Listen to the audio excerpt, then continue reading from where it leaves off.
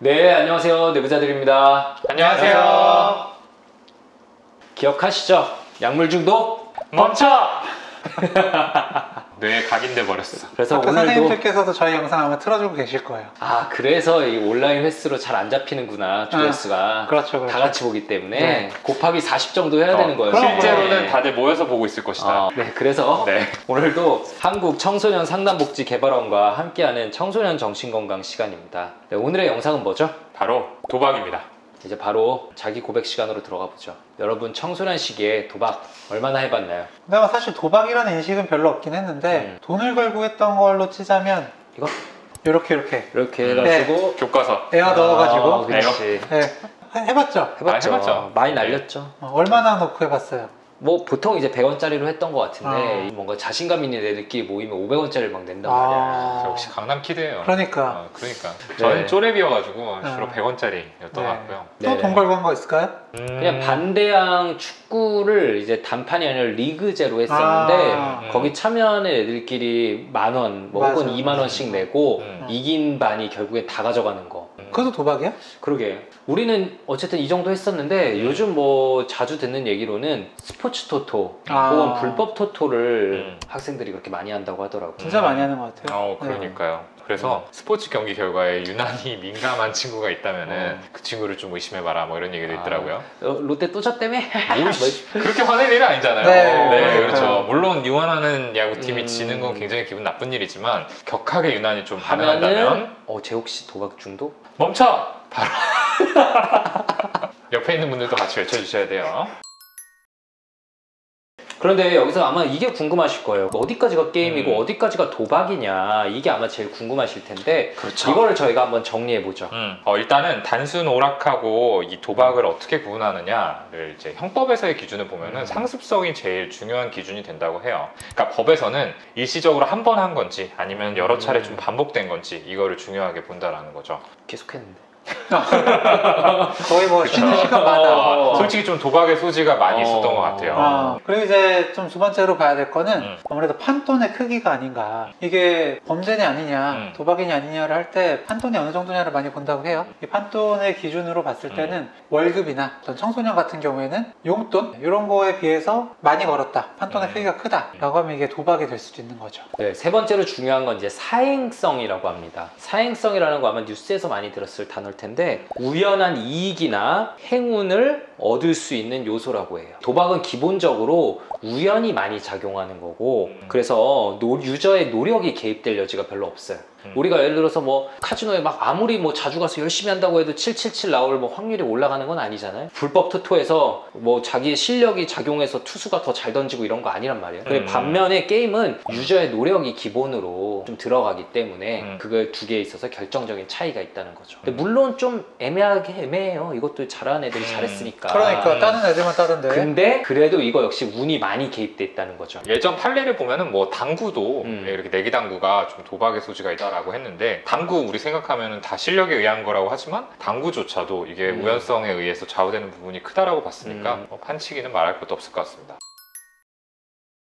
또 많이들 이렇게 생각하실 거예요. 아니 청소년 솔직히 누가 그렇게 도박을 많이 한다고 이런 거 영상까지 만들고 오버하냐 싶을 수 있는데 그래서 저희가 한번 통계 자료를 가져와 봤습니다. 경기도 내 청소년의 도박 중독 유병률을 조사한 연구가 있습니다. 2015년에 그 도박 중독 유병률이 4.4%였다고 해요. 이게 2018년에 5.8%로 증가를 했다고 합니다. 상당히 높은 수치예요. 많죠. 그러니까요. 네. 전교생이 500명이면은 그렇죠. 30명 그렇죠. 가까이가. 이렇게 높나 싶은 생각이 들기도 그러니까 하는데 그리고 이게 그냥 단순히 한 번 한 게 아니라 도박 문제 위험 집단이잖아요. 그렇죠. 중독이라고 부를 만한 그러니까 뭐 한두 번 했던 친구까지 합치면 훨씬 많겠네요. 조금 더 최근 자료도 가져와 봤어요. 2020년 청소년 도박 문제 실태 조사에 따르면 이제 15,000명 넘게 조사했더니 2.4%가 도박 문제 위험 집단으로 나왔대요. 근데 좀 전반적으로 줄긴 줄었죠. 이게 왜 줄었냐 라고 봤더니 코로나19에 따른 사회적 거리두기가 좀 영향을 미쳤다라고 합니다. 이게 어떻게 영향을 미친 붙인 걸까요?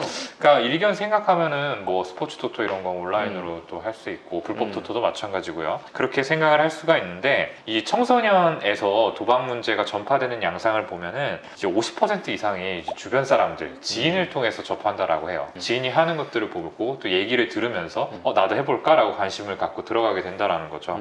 근데 이렇게 좀 접촉하는 기회 자체가 많이 없어지다 보니까 그런 전파의 기회도 자연스럽게 좀 줄어들지 않았나 생각을 합니다. 맞아. 우리 이거 했던 것도 그 좁은 교실에 남자 50명을 몰아넣으면 그렇죠. 이렇게 그냥 또 쫙 하고 있으면은 이제 쫙 그치. 몰려가지고 한번 이제. 해보면 재밌거든. 그렇지. 그리고 옆에서 이걸로 돈 딴 애가 보인다. 음. 하면 나도 할 수밖에 없고. 그리고 얘는 돈을 따는 것만으로도 어떻게 보면 약간의 지위 이런 게 생기는 거잖아요. 그렇죠. 인정을 또 받는 거죠. 네. 줄었다니 다행이네요.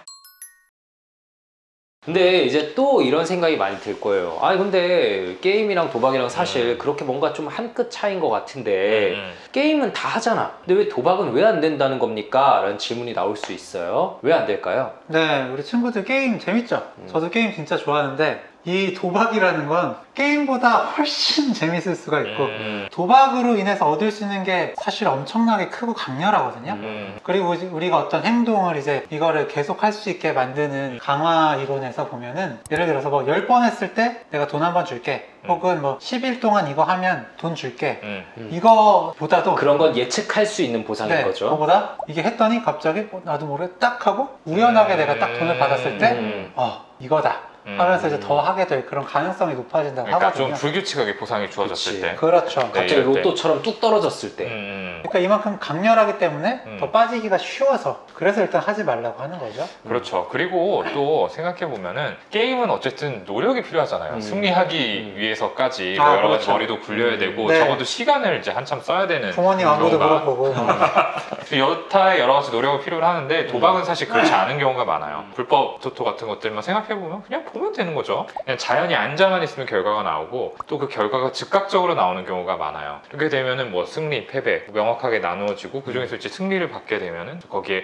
합당한 보상을 얻게 되는 건데 이런 게 좀 즉각적으로 주어진다는 거. 우리가 동물 훈련할 때도 뭐 잘한 거 하면은 바로 줘야지 그렇죠. 걔가 교육된다고 하잖아요. 즉각적인 보상이라는 게 되게 중요한데 이거는 되게 즉각적인 거예요. 게임은 실력 쌓는데 오래 걸리고 그렇죠. 게임 한 판에서 결과물 나올 때까지 오래 걸리는데 이건 너무 간단한 거지. 진짜 사다리 훌짝 이런 거 생각하니까 바로바로 빠질 수밖에 없겠죠. 그렇죠. 그렇게 되면은 어쨌든 처음엔 심리적 의존이란 게 생겨요. 말 그대로 스릴감, 그 딸 때의 쾌감, 이 두근두근 와 이거에 대해서 점점 재밌던 게 중독이 진행되면은 머릿속에 이제 도박 생각만 계속 들고 그러다 보면 뭐 도박 금단 증상까지 오게 되죠. 막 우울해지고 짜증나고 이런 심리적인 증상들이 생기는데 이 도박 중독에는 단계가 있다고 합니다. 단계 첫 번째는 승리 단계예요. 초심자의 행운, 비기너스 럭이라고 하죠. 이게 진짜 좀 기가 막히게 맞는 게 예를 들어서 주식이나 뭐 이런 거 얘기를 해도 네. 처음 하는 친구한테 딱 해보라고 하면 딱 저도 그랬고요. 그래서 이게 따게 되면 이게 운이 아니라 내가 잘했었던 줄 알거든요. 아 역시 난 여기 소질이 있구나. 빠져들게 되는 네, 거죠. 하면서 빠져들게 되는 게 이게 승리 단계입니다. 두 번째는 점진적 손실 단계입니다. 점차 이성적으로 도박을 이제 제어하기가 힘들고 본전 생각, 그리고 좀만 더 하면은 벌 수 있을 텐데 본전 메꿔야 되는데 이런 생각들이 막 빠져요. 그래서 이 시기에는 추적 도박이라는 게 많이 나타난다고 해요. 뭐 코인이나 이런 거 할 때도 그렇지만 내가 돈이 부족해서 이거 못 땄다고 생각하거든요. 그래서 점점 더 자주 더 많은 돈을 걸고 필사적으로 잃은 돈을 회복하고자 시도하고요. 그런 손실을 숨기기 위해서 중요한 뭐 가족이나 친구들에게 이제 자주 거짓말하고 돈 빌리기 시작해서 관계가 약간씩 무너지기 시작합니다. 네. 3단계는 이제 절박 단계죠. 방금 말한 점진적 손실 단계가 이제 더 진행된 상황이다라고 보시면 되는데요. 돈을 이제 빌리는 걸 넘어서서 일종의 범죄와 관련된 방법들을 통해서 돈을 확보하려고 하는 거죠. 부모님 지갑에서 네, 청소년 같은 경우에는 뭐 부모님 돈에 손을 대기도 하고 대출 같은 거를 알아보기도 하고 돈을 직접적으로 갈취하기도 하고요. 네, 이런 상황으로 이어지게 되는 거죠. 네, 뭐 마지막 단계는 절망 단계고요. 사실 여기서 더 지나가서 더 이상 손 쓸 수 없는 그런 단계다라고 생각을 하면 됩니다. 사실 참 이게 1단계부터 4단계까지 그 중간에 빠져나오기가 상당히 어렵다. 순식간에 진행이 돼요. 네. 그러니까 이게 뭐 너 이제 2단계야 조심해 이렇게 알려주면 좋겠는데 순식간인 거죠. 근데 지금 들어보면 되게 뻔한 것 같고 아이고 처음에 빠져나오면 되지 싶은데 이게 못 빠져나와요. 왜 못 빠져나오냐면은 이게 그냥 의지의 문제가 아니라 뇌의 중독을 일으키기 때문입니다. 그러려면 이제 보상회로라는 게 등장하는데요. 좀 설명을 해주시죠. 보상회로라는 건 이제 뇌에서 특정한 행동을 반복하도록 만드는 어떤 도파민이라고 하는 신경전달 물질과 관련된 회로를 의미를 합니다. 자, 이 보상이라는 거는 자연 보상하고 인위적 보상이라는 것들로 나눠지는데요. 자연 보상이라고 하면 이제 생존에 필수적인 어떤 요소들에 의해서 그런 것들이 내 몸 안에 들어오거나 경험되었을 때 느껴지는 어떤 쾌감, 네. 그것들을 주는 대상물들을 의미를 하는 겁니다. 음식 같은 것들이 있겠고 뭐 어떤 갈증이 심할 때 물을 마시는 게 있겠고요. 뭐 성관계에서의 쾌감 이런 것도 인간의 본능과 관련이 있는 거기 때문에 이런 것들 역시 보상 효과가 연결돼서 이런 행동들을 반복하도록 동기를 부여해주는 측면이 있는데 이런 것들은 문제가 되지 않죠, 대개는. 그런데 이제 문제가 되는 거는 인위적 보상입니다. 인위적 보상은 말 그대로 인공적인 물질에 의해서 외부에서 주입돼 가지고 우리가 쾌감을 얻게 되는 것들을 말하는데 담배, 약물, 그리고 방금 얘기하고 있던 우리 도박 같은 것들이 있겠죠. 이런 인위적 보상물에는 왜 문제가 되느냐라고 하면은 자연 보상보다 도파민의 농도가 2배에서 많게는 10배까지 차이가 난다라고 해요. 그러니까 자연 보상의 행동이 주는 쾌감에 비해서 훨씬 더 큰 쾌감이 이 인위적인 보상에 의해서 주어질 수 있다라는 거죠. 이런 인위적인 보상들에 너무 많이 노출이 되게 되면은 자연 보상, 소소하게 맛있는 음식을 먹고 뭐 시원한 물을 마시고 뭐 사랑하는 사람들하고 이렇게 관계를 갖고 이런 데서 오는 소소한 즐거움들에서는 더 이상 쾌감을 느끼지 못하는 거고 그저 이 보상물만을 쫓게 된다라는 겁니다. 네, 머릿속에 그냥 그것만 떠오르는 거죠. 그렇죠. 그게 제일 강렬하니까. 그래서 도박은 결국 보상이 핵심이고 게임은 그 과정이 핵심인 차이가 있다고 해요. 좀 더 단순하게 직관적으로 얘기하자면 재산 증식이 목표면은 도박, 그냥 즐거움이 목표면 그게 게임. 네. 이렇게 차이라고 좀 볼 수도 있는 거죠. 네. 그래서 이렇게 뇌에 중독이 된 거기 때문에 이걸 계속 하게 되면 그냥 인생이 재미가 없어집니다. 그런 성인 환자분들 많이 뵀죠? 그렇죠. 저희가 전공의 때 이제 대학병원에서 근무를 하면서도 도박 중독 환자분들을 봤었는데 참 되게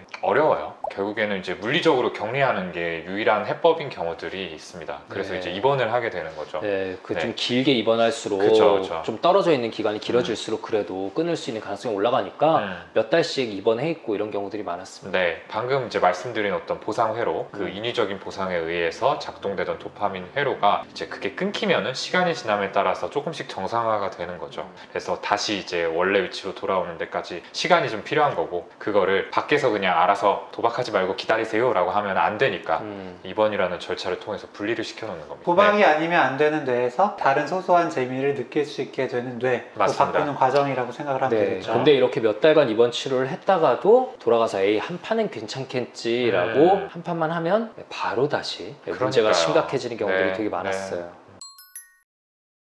정말로 도박 중독의 해법에 대해서 저희가 오늘 여기서까지 말씀드릴 수 없는 게 일단 이거 시작하면 망합니다. 네, 그렇기 때문에 최선의 방법은 뭘까요? 시작을 안 하는 거죠, 진짜로.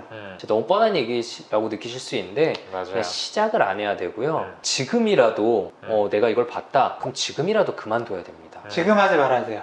네. 도박이라는 것 구조 자체가 결국에는 그 도박을 주최하는 쪽이 승리할 수 있도록 이렇게 설계되어 있는 경우가 거의 99.999%이기 때문에 결국에는 참여하는 사람은 돈을 잃게 될 수밖에 없어요. 근데 적정한 선에서 멈출 수 있다면 아 그래 돈 따고 기분 좋네 라고 하고 끝낼 수 있겠지만 이 행동 자체가 인간의 뇌로서는 극복하기 어려운 중독성을 갖습니다. 그러니까 시작을 안 하는 게 답이죠. 네, 뭔가 암울한 얘기하면서 끝내는 것 같긴 한데요. 그만큼 애초에 손을 대지 않는 게 가장 중요하다는 말씀을 꼭 드리고 싶습니다. 도박 중독 멈춰!